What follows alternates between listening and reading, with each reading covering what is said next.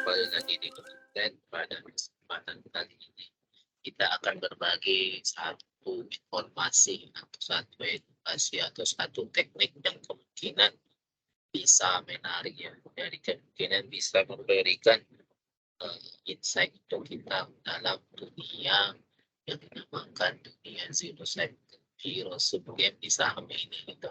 Tekniknya apa? Eh, Mari kita mulai. Oke, mungkin di sini tekniknya adalah saya tulis dulu eh, mencari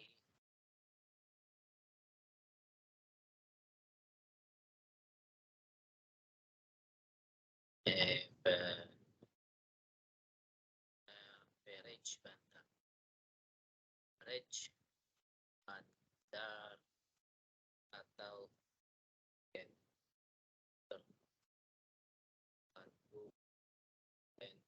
paham.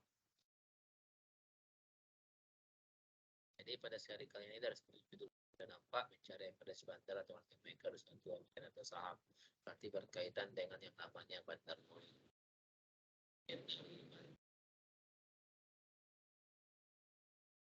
dengan bandar.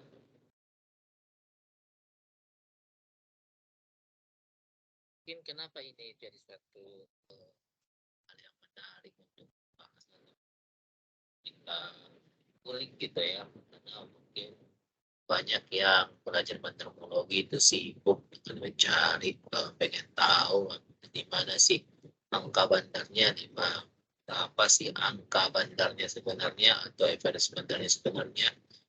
Dari situ dia bisa menentukan yang namanya saya entry di mana supaya bisa dekat-dekat dan ikut trading dengan bandar gitu ya. Makanya ini menjadi suatu pembahasan yang menarik. Uh, Oke, okay. Kita mulai bahasannya juga.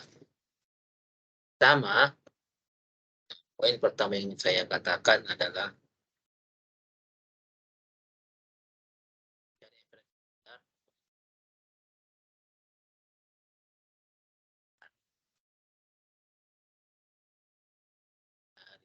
average bandar maker.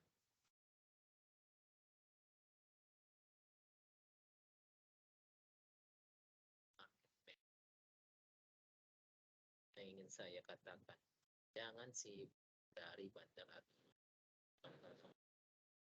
tujuannya nanti sedangkan tujuannya mencari average bandar. Kenapa poin pertama yang mau dibahas jangan sibuk, berarti ya ngapain cari average bandar itu intinya berarti ya.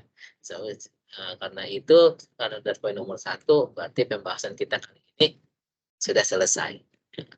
Ngapain dicari gitu kan, langsung poin satu langsung ditutup pembahasannya. Ngapain dicari average bandarnya gitu. Bercanda ya. Ini maksudnya adalah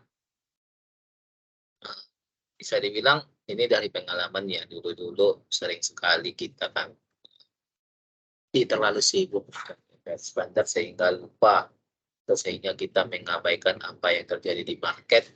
uh, Apa yang terjadi di market, kita kehilangan banyak momentum. Jadi sebenarnya yang saya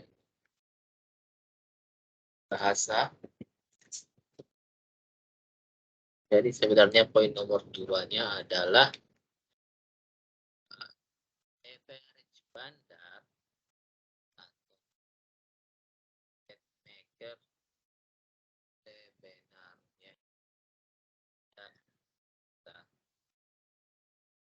tahu kali kita ya kata LPS. LPS pemegang sahamnya. Sebenarnya average bandar yang akurat itu tidak bisa diketahui kecuali kita punya LPS. Jadi itulah kenapa average bandar. Nah, karena kalau kita sering mencari itu, kita sering tertipu, sering masuk ke dalam kejebakan bandar. Apa? Nah, ada 3 poin lagi gitu ya. Ada 3 poin lagi. Apa?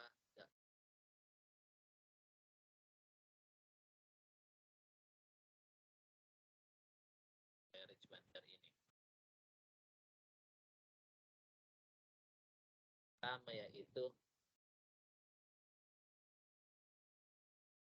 time frame.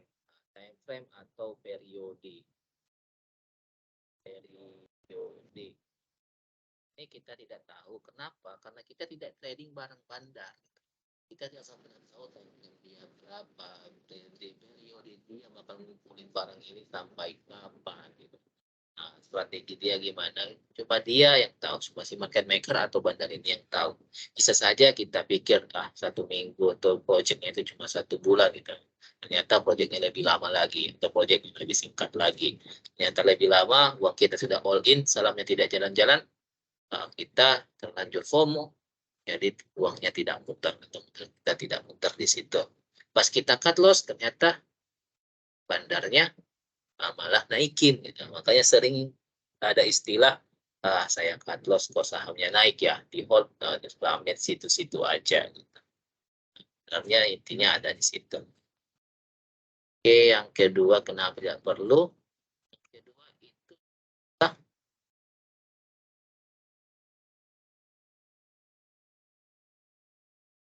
budget ya.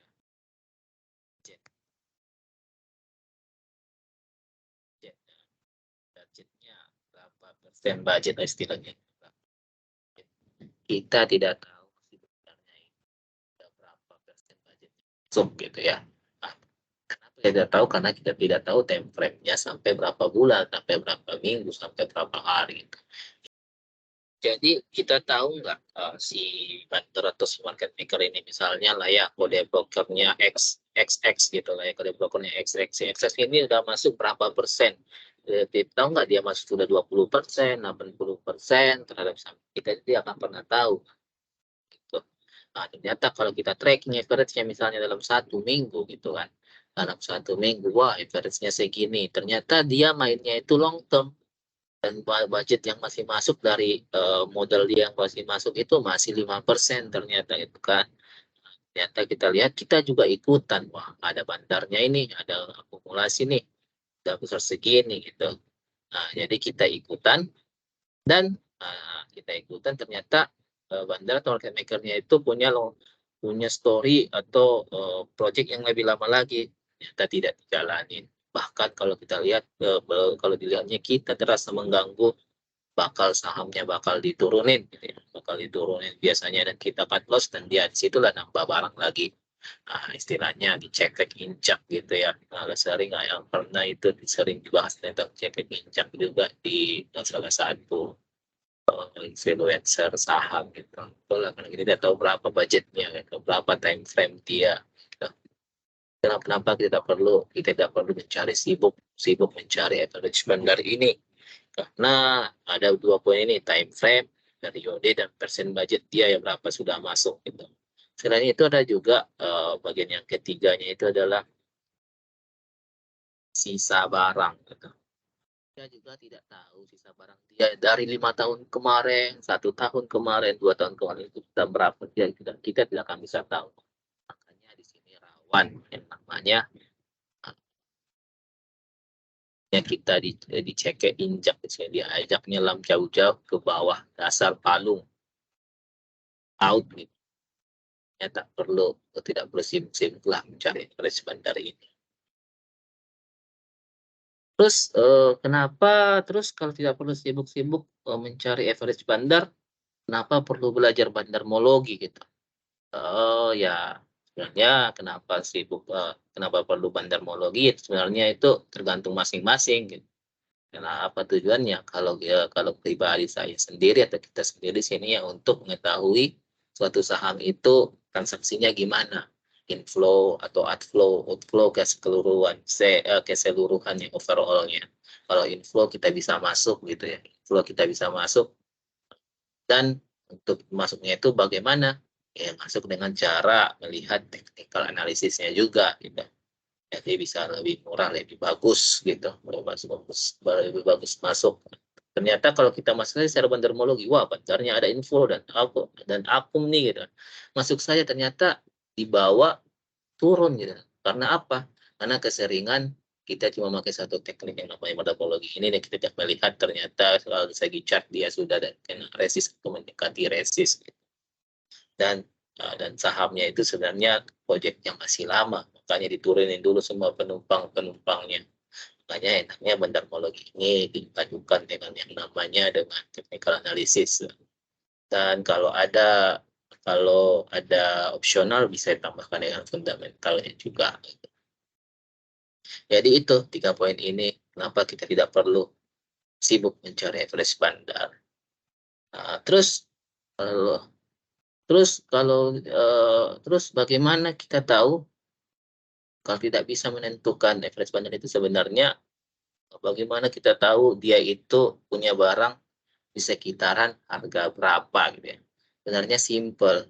Kalau kita lihat dari candle analisis saja, candle itu kan ada sini gini. Kotak gini ya, hijau atau berapa lah merah. Hijau lah. Hijau candlenya pastikan ada ekornya. Nah, bisa sibuknya referensinya kita lihat saja candle gitu ya. Kita saja candlenya. Pembelian dia ya pasti sekitaran sini itu. Pembelian dia pasti cuma di sekitaran ya di harga ini dan sini sampai sini pembeliannya. Karena situ harga pembelian si bandar tidak bisa lebih dari itu karena apa? Di chart sudah menentukan bahwa pembelian di satu bulan, satu minggu atau satu hari itu hanya ada di sekitaran situ. Gitu. Terus cara mendeteksinya lebih mudah untuk bisa mendekati akurat, mendekati benar. Kan akurat itu kita tidak bisa cek sampai berapa gitu kan. Nah, tapi kita bisa lihat yang namanya untuk lebih mendekati lah, bisa mendekati. Kita bisa sebenarnya di technical analysis pernah dipelajari yang namanya average. Nah, ada MA 20,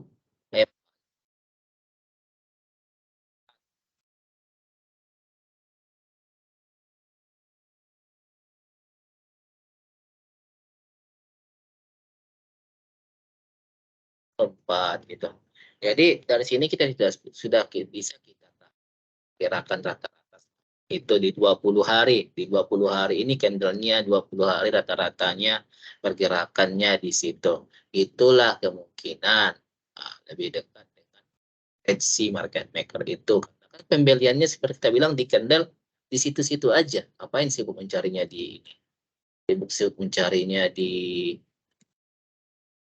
cover summary dan lain-lain gitu. Pembeliannya di situ-situ aja. Lalu sibuk kita itu kita lupa dengan chartnya bagaimana, lupa dengan super resistance tidak ada gunanya juga. Gitu. Ya dikombinasikan saja gitu, dikombinasikan saja dengan average di chart, dikombinasikan dengan transactional analysis di broker summary atau di bendarmologinya gitu. Misalnya di MA50 share 50 hari, harganya kemana rata-ratanya di situ lah. Biasanya sekitar situlah average market maker itu. Tapi tepatnya kita tidak akan pernah tahu, jangan sibuk mencari itu. Seperti tadi di poin nomor 2 ini, kita pemegang data LPS. LPS itu kan biasanya yang megang emiten itu sendiri. Kita akan nggak dikasih tahu kecuali ada kepentingan tertentu. MA100, 200, MA225, 100 hari perdagangan, situ harganya nanti. Makanya kita bisa lihat sering ada saham yang mantul di MA20, mantul di MA50, MA100 gitu. Ya, tinggal pas-paskan saja. Nah, saya banyak juga sering yang memasangkan dari K3 moving average ini misalnya. Setelah sahamnya sampai di moving average 20, wah, dekat nih kemungkinan mantul. Biasanya itu spekulatif buy dengan target atau swing jangka pendek. 50 mungkin lebih jauh lagi, 100 juga lebih jauh lagi gitu. Itu hanya sering dipakai, biasanya tidak satu dipakai, misalnya 3, 20, 50 dan 100. Begitu. Dan kalau untuk ada yang mungkin nanya juga kalau untuk scalping bagaimana? Nah, scalping pun sebenarnya tidak butuh yang namanya average bandar apa ya. Sebenarnya menurut saya itu scalping menurut saya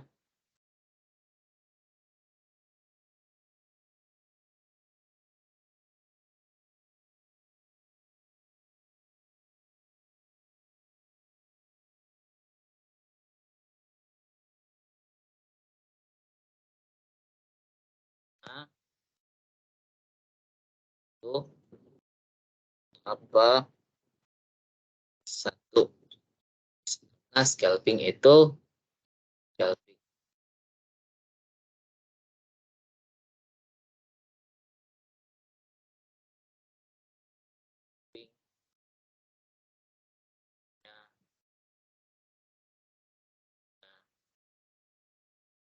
pendek, pendek dan saham yang volatilitas tinggi di waktu tersebut.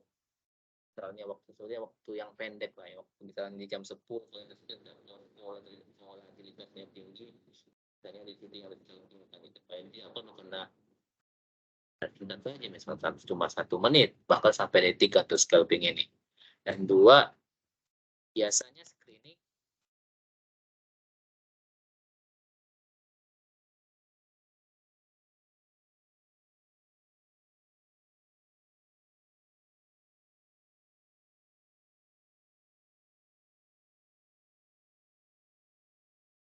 red dan chart gamenya. Jadi biasanya hanya lihat screening itu, hanya screening itu juga hanya melihat running trade apa yang ramai, mana yang frekuensinya besar, mana yang volumenya besar di jam tersebut dan di chart 3 menit saja. Itu saja biasanya nggak akan ngelihat bagi ini average bandarnya berapa, karena kalau dia scalping ngelihat itu saja, itu sibuk melihat itu bakal ketinggalan kereta. Ini siapa bandarnya?